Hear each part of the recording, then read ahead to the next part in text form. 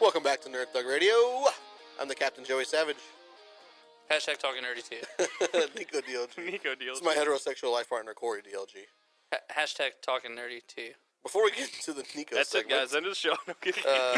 check us out, facebook.com/NerdThugRadio. NerdThugRadio.com has got pictures. You can buy these cool T-shirts that we wear there. You just hit us up. Tweet. We got blogs, Tweet. videos, photos. There's an awesome video under the rant section. Tweet. Of Zach just losing his bananas. Tweet. Corey DLG. Tweet. We recently just started our finally HeroClix battle. Yeah. We had a match that'll be. Is the first video up? The first video is not up because Nico has been slacking all week. Oh, He doesn't really do a whole lot for us during the week. So he'll get on it though. Okay. We'll get that up soon. Okay. Since we're bashing Nico. Tweet. All right, Nico, it's your segment. What you got? All right, you guys wanted to know the day, the today, especially, because apparently you wanted to know what, So what I you, do. so you don't have a Nico segment. No, I do. What's Go your with Nico it, segment? man. Yeah. Okay. We'll talk about you later. Yeah. All right, we'll talk about me later. What's okay. your segment? This is your time. So I've been watching some movies lately. That's what he's been doing. Some really Porn. just the most average Sinus movies I've ever infections? heard in my entire life. So I get it recently now. saw. Well, it only took you like the entire. I didn't know. I thought at first I'd missed the conversation. Zach's gonna rip us these inside jokes no one else gets. Yeah, I mean that's true. This one you'll get. But it's hilarious. He'll All right, get it. go ahead, Nico. Watching So- movies, normal movies. Yeah. So I recently watched Horns with Daniel Radcliffe. Okay. You know, it'd be great Harry if you Potter wrote a fame. if you wrote a blog reviewing the movie. Hey, Horns. wait. He's too busy watching movies to do something. Okay. Do it at the same continue. time. So I watched that, and I recently watched the Resident Evil movie, the final one. Oh, was it good? No. The one that just came out on DVD. I mean, hit the Yeah. the theaters. Yes. You went to theaters and saw it. Yes. It wasn't good. It was. Man, it like was I like okay. those movies. Like I don't for some reason the I Resident enjoy Evil them, and the but they Underworld just- movies, I like them. They just don't make any sense. No, they don't. The first one kind of did. Yeah, the first one, because there was like characters from the games, and it's like Right. you had a basis somewhere. But then they basically like at the end of the movie, there's like one character. There's like two characters that have survived like all 15 years. Also, the first one came out in 2002. Yeah, it's awesome. That's a while ago. 15 years. Nailed it. But these are two examples of movies that are just so average. I feel like There's tons of movies out there that are just crap, man. they're just so. There's a lot of movies that get made that you're just like, how did that get made?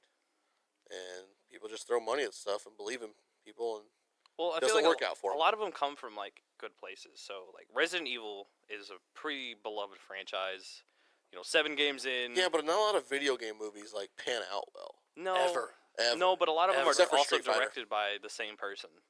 Because there's like this So, whole all conspiracy. All of these, really? Yeah. So there's this guy named like Uwe. I think it's Uwe Boll. He's like a Russian guy. Yeah. And so what he would do is he'd create the movie, and then like because it would like flop, he would like claim it as a tax deductible and like get the entire cost of the movie like refunded to That's him. not what the director does. You said he's the director or the producer? One of the two. I don't remember. That would be the producer. So basically, The producer. he just basically just writes all these movies off. So they're all garbage, the but he background. just gets all the money back. Do you know? Do you know that that's the plot of the play, The Producers? It is. Ooh. You should watch that movie and then write a blog about it. In That's what your blog should be. Sorry, Corey, for cutting you off here, but Yeah. you should just be like movie review guy. Okay. yeah. All right, producers, go Yeah, ahead. no. Sorry. Anyway, I the plot apologize. the plot of the old play, The Producers, which famously was brought back by Nathan Lane and Matthew Broderick, is these two producers who aren't good at what they do. Someone basically in the very early stages, they're trying to put together another play because that's what they do. They're producers. They produce plays, and someone jokingly makes the comment that they'd be better off if whatever they made flopped instead of succeeded because they are down in the hole so much. And they both kind of laugh, but then they realize that the insurance covers this and blah, blah, blah, blah, blah, blah. And they realize that a flop is better than a hit. So they set out to make the worst play Ever. humanly possible. And they call it Springtime for Hitler. And it's supposed to be like a rom-com musical about Hitler. Nice. And then it winds up being a smash success. And they don't understand. Like, they're like, we purposely made this as terrible as possible. But it was so bad that then the audience feels like they're in on a joke. Also, Will Ferrell in the movie plays like a great Hitler. Like it's really It's pretty good. it's a I honestly didn't think I would hear those words together. right. It's hilarious. The movie I saw the movie. I never saw the play. The movie's hilarious. But that's essentially the plot. Is their goal is to make something so bad that it flops, so bad that they recoup the insurance money. Nice. But Yeah, that's how that goes. yeah. But so basically, you want to talk about what, like how awful these movies are? Well, it's Or just just movies in general. Yeah. just how there's just so many movies that I've seen, not recently. And you Well, don't those two understand- specifically, like they're just so blatantly average. Like So- there's like maybe a few moments that are like, oh, that's pretty neat. Like there was a really great scene in Horns where the main character has devil horns and he basically brings out like the sins in people. Right. And so like there's a bunch of reporters that come up and he just tells them to beat. He's like okay, just beat each other to death and whoever wins gets an interview. And so they just start having just like smashing like the dudes with Joker. microphones and like That's pretty cameras. cool. Like it's a really great little scene, but like that's such a minuscule part of the movie. Well, there's just two different movies there, though. Horns is a low budget. I mean, they probably spent $20 million to make that movie. I mean, just So- on Daniel Radcliffe, I feel like. Well, no, but I mean, yeah, Maybe. $20-30 million. That rolls out. It's got Daniel Radcliffe in it, so they got to think they're going to make at least double that. So that kind of movie, that's why that movie gets made. If you can get Daniel Radcliffe to make a cheap movie that you're going to release nationwide, you're going to make 60. You might break 100 million over 2 months. So if you can keep that movie in the 15 to 25 range, that's a pretty good return on your investment. Yeah, not bad. Now Resident Evil, I guarantee you they They probably spent a lot of spend money. 70 to 100 million dollars to make something like that. And every movie doesn't have to be a smashing hit to be Right. successful. Like Oh, no, Except- that's yeah, some movies they make, it might only cost them like $4 million to make. And Right. so if they make to 10, well, they just make $6 million. Like, So the story let's do it again. The story of My Big Fat Greek Wedding. It was the movie. It was like the movie that you were never supposed to see. It was never supposed to come out. It just kept making money and making money and making money at every level. So like kept going. originally it was like a film festival movie, but then it did so well at the film festivals that they were like, okay, well let's do like a limited couple city release. They did so well at the couple cities. Let's go that literally, nationwide. right? And so literally, the like Chicago typically gets a lot of the limited release movies. Mhm. The Chicago film writers were like, "Big Fat Greek Wedding is one of the best movies we've seen in 10 years." And so then all of a sudden it's a national movie, Let's go to New York. right? And so it just keeps growing and growing and growing. And so a movie like that, I don't think it even cost them $1 million to make, if I remember correctly. And at the end of the day, they were sitting on $250-300 million. I'm gonna look that up. Y'all keep talking. We're gonna get some numbers. Some numbers here. on that one. We're gonna get numbers on My Big I'm- Fat Greek Wedding. I'm curious about that one because I remember that one being just like this crazy thing. Also, Paranormal Activity. Yeah, that's a good one. That was another one where the That was, original. I think it's kind of funny because Paranormal Activity kind of started this trend in horror that was just terrible. Well, and they're the ones who do it, and they do it on purpose because those are super cheap movies to make. Yeah, I mean they cost Because nothing. The special effects are very limited. It's a lot of actor reaction to nothing. It's a lot of Jesus. This is insane. what's the So- numbers? It cost $5 million to make My Big Fat Greek Wedding. Okay, $5 million. The budget box office, it made $368.7 million. Every once in a while, you find a diamond in the rough, I guess. That's Right. $350 And honestly- million in. Eee. and having seen the movie, it's not great, but it's funny. It has good heart. 2002, it was like, Yeah, I mean, it Breath was, of fresh it was air. an okay. And $365 million worldwide isn't a lot of money. Because you got to imagine, No, but I mean it only cost $5 million to make it. right? So, yeah, you're thrilled. You hit 365 worldwide on a $5 million movie?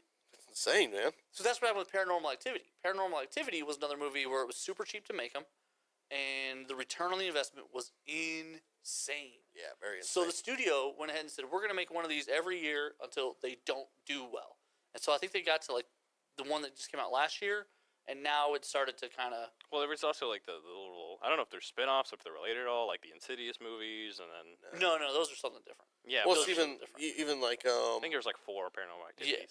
the Purge. 4 or 5, yeah. The Purge franchise. Right. Franchise Is what, 3? doesn't cost a lot to make, Yeah. but they end up doubling their money. Like it might cost $4 million to make, but they made $8 million. So do you remember 10. the movie 13 Ghosts? Yes, I do. Okay. One of the things that really The fascinated me 14th about one scared me. one of the things that really fascinated me about that movie is the production company that made it.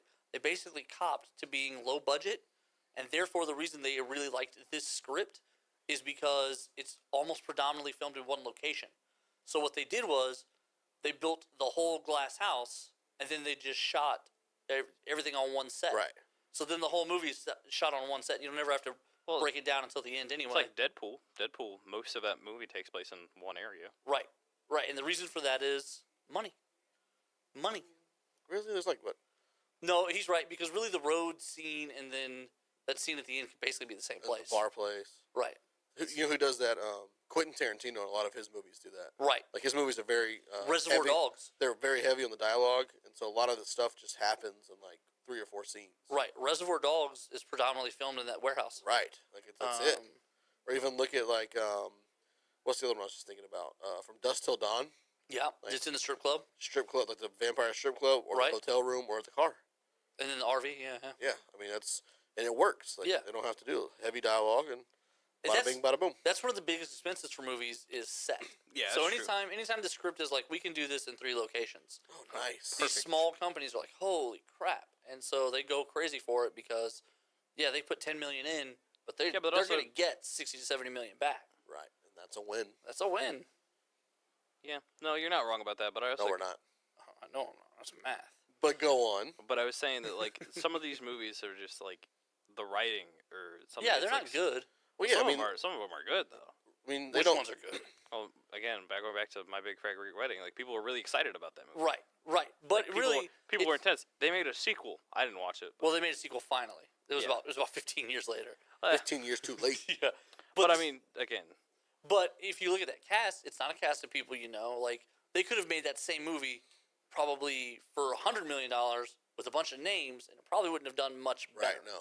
So that's one of those things where you take quality of price over quality of talent. Does that make sense? Right, yeah, that makes sense. And so, yeah. Just see what happens. Right, let's just spend $5 million. Well, Tom Hanks produced, I believe, My Big Fat Greek Wedding, but also he produced the one with the Wonders, that Thing You Do.